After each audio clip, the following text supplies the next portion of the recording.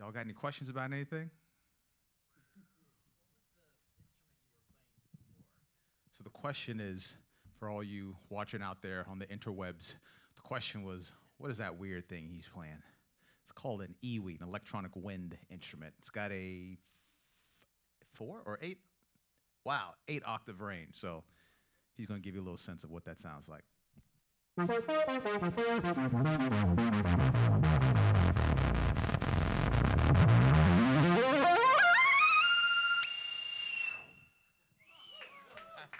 That's pretty cool. Any other questions, thoughts, concerns? This seemed like it was a pretty big project to put together. But how does it start? In other words, whose inspiration? Is it yours? Is it, somebody else's? How do you all come together to play all these parts to make that a whole? That's a fantastic question. So the question was, how does all of this come together? And is it a long process? Is it a short process? This actually didn't take us all that long. So I left the visuals up to them. That's outside of my wheelhouse. In regards to the music, I just kind of went to the record and just started transcribing the stuff off the record. It didn't take all that long. And then from there, then I started doing a little bit of home remodeling. All right, and throwing some monkey wrenches in there. And it's funny because I remember a couple of years ago when we first did this, I bit off a little more than I could chew, so I put out a little email. I was like, hey, just putting it out there to the rest of the guys in the band. I'm like, so we have all this music, we got such amount of time, and I've got these many songs already written. So if anyone feels obliged to like help a brother out, go ahead and do so. And so that's where Don't Let Me Down and Down came from. Greg's got a fantastic arrangement of Under Pressure, which you'll hear if you show up on Friday. And yeah, so like I wrote maybe half of the music, and Greg threw in a few songs. John did about maybe 2 of them, I think. And so it actually came together pretty quickly. Classic division of labor. Anyone else? How many musicians are in this room, by the way? Like raise your hand if you play an instrument. Oh, very cool. Yeah, that's usually not the case. It's usually like maybe like one musician in the room, so it's fun playing for a discerning audience. But I also find that there's a lot of times there's things that happen on the bandstand and you have question marks and you leave and you never get your question answered. It happens in boardrooms all the time, you know what I mean? Like everyone goes, blah, blah, blah, blah, blah, blah. Do we all understand? And we've kind of been like conditioned to go yes. But we walk out of the room, you're like, did you catch the last 5 minutes of what so-and-so said? I don't really know. And so since there are so many musicians in the room, this is an opportunity maybe for you guys, if you feel like asking some technical questions, that might be interesting for other folks to know about. Because I'm a big believer that the reason why a lot of people are really gung-ho about sports, not because everyone has played a sport, it's because there's a thing called ESPN and their Sports Center. And you have a bunch of credible people talking about what they do all day long. And so if you've never played that or if you've never played that sport, you go, oh, that's how you talk about that. You know what I mean? And oftentimes when it comes to music, we never get a chance to like pull the veil back to let you know how it is that we do what we do. So I say that to say, for any of you musicians out there, there's a lot of you who just raised your hands. If there's any questions you have about this process, feel free to ask now or forever hold your peace.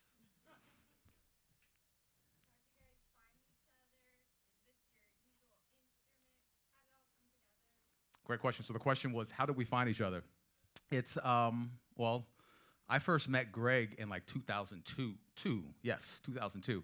I was still living back east in Jersey, and I moved, or I came back home, and I had a piano player all lined up. That was back before PDFs. So you had to go to this thing called the post office, and you send off music in a manila envelope, and you hope that a week later that someone actually got it.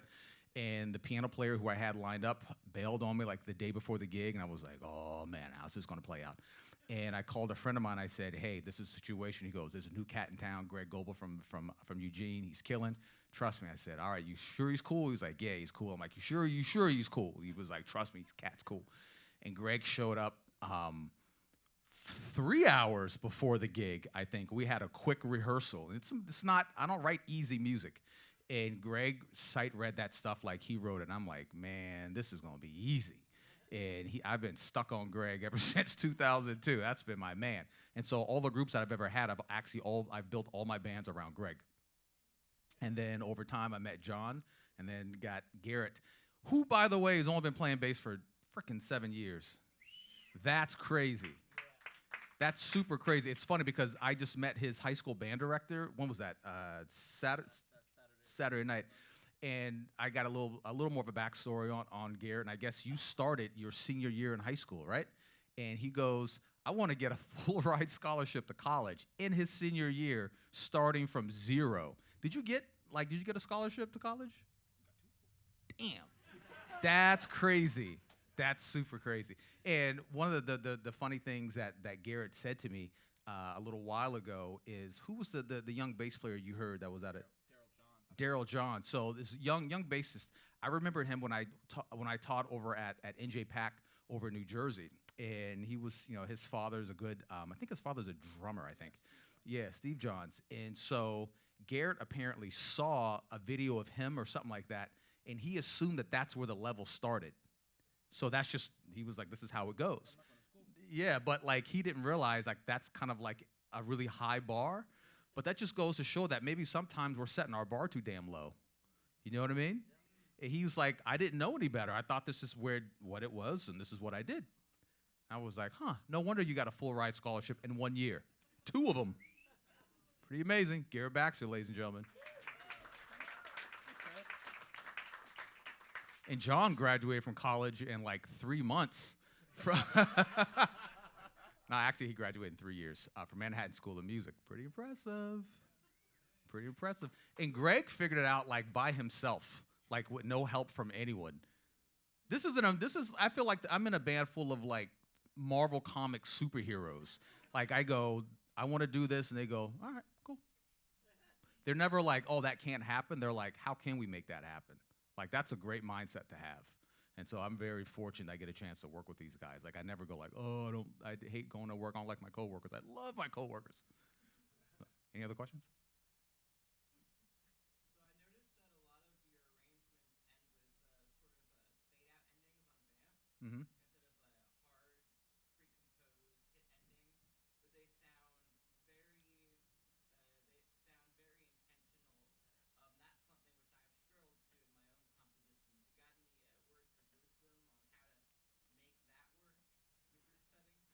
Yeah. Let's see.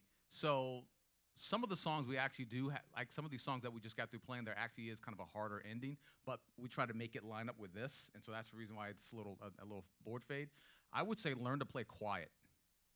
Right? Like it's not hard to go like from here to here, but it's hard to play all the stuff you would normally play from here to here, from here to here. Right? What instrument do you play? Guitar. So, well, you can just turn down, right? For drummers, a little bit harder, right? But yeah, I think one of the hardest things for musicians to do is to learn to maintain the intensity of here at forte at piano. And so when you have control over all your gears like that, you can upshift and downshift at will. Like no one wants to like downshift on a car and it sounds like the wheel's about to fall off, right? So it's about like developing as much control over your instrument as you possibly can. So in that way, again, you can have like a lot of little micro gears. Anyone else? I know you had your hand up. Go ahead. When you write, what instrument do you write on? Oh, good question. I write on the piano because I play piano and I play saxophone as well.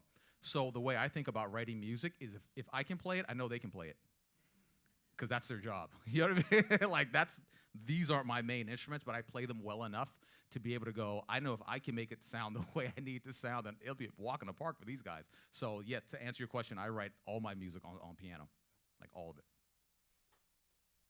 How we doing on time? We cool? Okay. Anyone else? This is fun.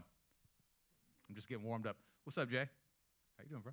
What you got? I'm just wondering how you chose drums as your instrument of choice. Good question. So anybody know the name Mel Brown? Right. So yeah, same white smile.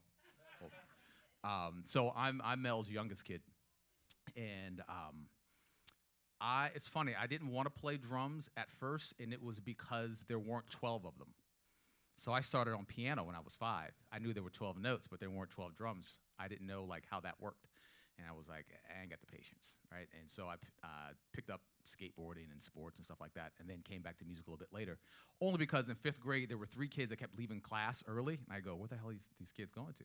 And it turned out they were they joined band, and they said, "Yo, if you join band, you get to skip class." I'm like, "Sign me up on anything." I'm like, "Just what's the easiest one?" They go, "You should use trumpet because it's only got like 3 buttons." It's like any brass instrument is like the hardest instrument, and so, but trumpet was all checked out, and the teacher tried to match me up with my instrument based upon my size, and she goes, "Well, do you know what this instrument is? You know what that instrument is?" I was like, "No." She goes, "What about a trombone?" I go, "What's that?" She goes, "That's the one that goes." I was like, "Hell no."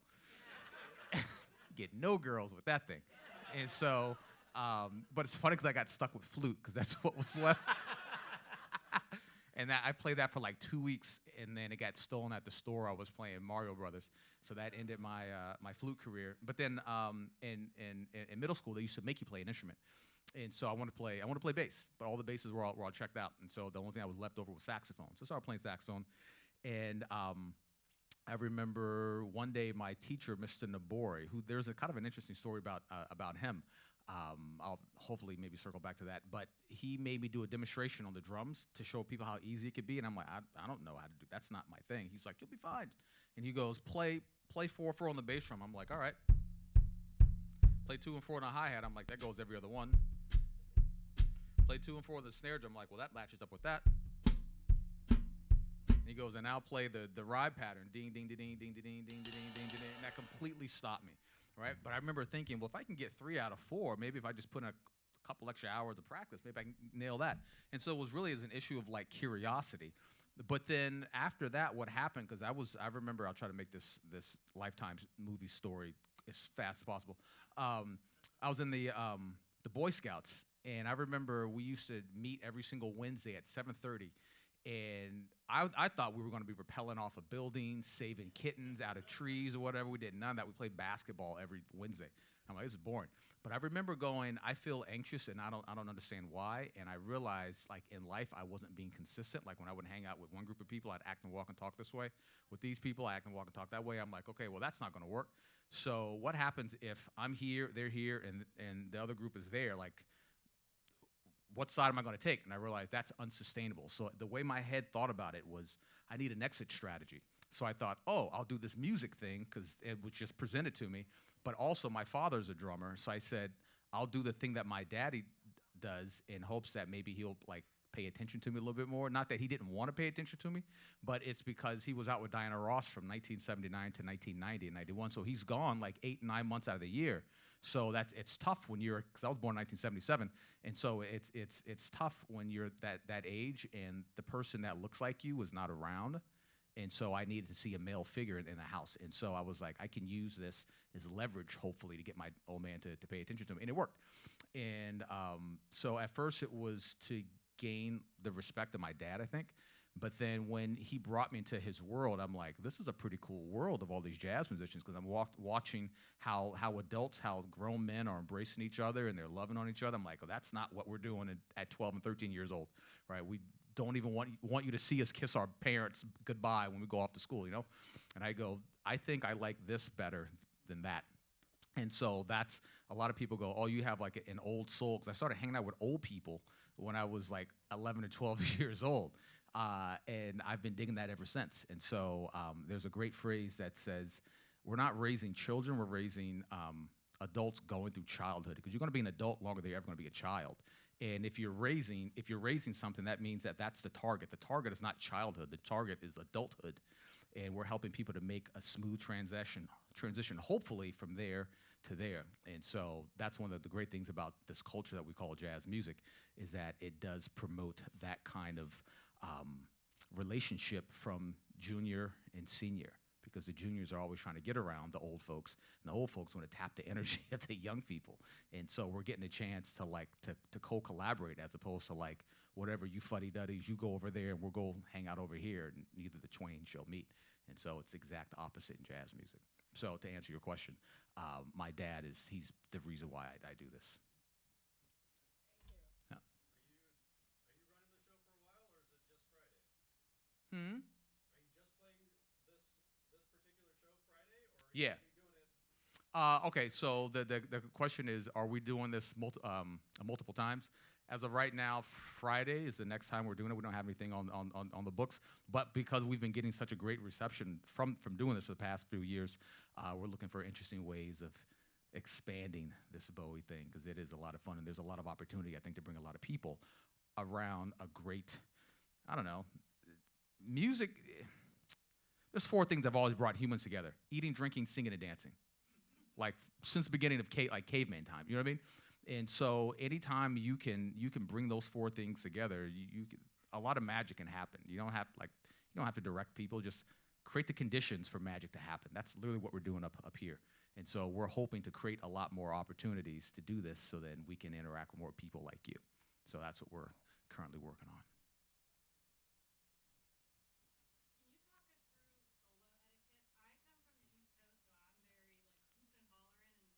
Yeah.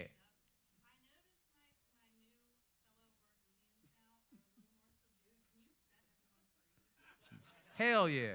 Absolutely. Where you from? Pittsburgh? Okay, yeah, see, I was going to say either Jersey, New York, or Philly or something like that. Yeah, this is, this is a communal thing. I remember, does anyone know the name Roy Hargrove? Does that sound familiar? Okay, so I remember we were playing at the New Morning Jazz Cafe in Paris, and he goes, just so you know, it's a completely different vibe over here. Like, they're into it, but their etiquette says that they don't show it. They'll clap after the solos or after the songs. And I'm like, all right, cool. It's one thing to like, for something to make sense intellectually. It's another thing for your body to believe it. And so we're playing. I'm like, are these people into this at all? And then you get done with a solo, and it's like this thunderous applause. I mean, you cats have been played over in Europe. And I was like, oh, that is so different. And so on the East Coast, I don't know. I feel like the goal is to make every room feel like your living room. You know what I mean? And so, like, it's not like you're there, we're here, like we're feeding off of you, you're feeding off of us. And so, yeah, there's, you know what? It's kind of church, to be honest with you. It's like you feel it and the spirit comes out and you're like, hell yeah, what was that? You know what I mean? And like, we go, yes, we want more of that, right? Because this is how we even figure out if we're even connecting with you, is getting some kind of biofeedback, right? So we love seeing like your eyeballs get real big, or you're like, whoa, what is that? Or sometimes you might be like, I go, oh, I'm gonna put something on this, you know what I mean? Yes, it's absolutely okay. We love it. We love it. Make as much noise as you want. You know what? It's the gray. It's the Portland gray. What it sounds like? Woo! Oh, you know what? That is, wow. See, this is why we have this thing, right? Because we have these ideas and we think that we all understand things the same way, but we don't necessarily know it. And so it helps to have like a frame of reference. And so that's fantastic. I remember when I was growing up, I would hear like Greg might play something, we'll say, and someone goes, woo, and I go, what are we wooing about? And then he plays it again, and maybe someone else goes, woo, and I go, oh, that's a woo moment. So next time he does that, I can participate in the woo, right? And so over the years, I remember, because it wasn't natural for me to do that until I saw people do it when I was younger. I was like, oh, this is kind of fun. Woo! They're just like randomly going, woo. Like there's no music playing right now. Shut up. But yeah, woo, yeah. That's what I'm talking about. Come on now. That's it. That's it. Does that help? That's what I'm talking. We love it. We love it. We love it. What else, y'all? What you got? What you got? Anybody else? Going one? The what? I just bring it in case my 9-volt battery dies. Yeah, on the back of my favorite bass. I got that one next to it. Go ahead. Yeah.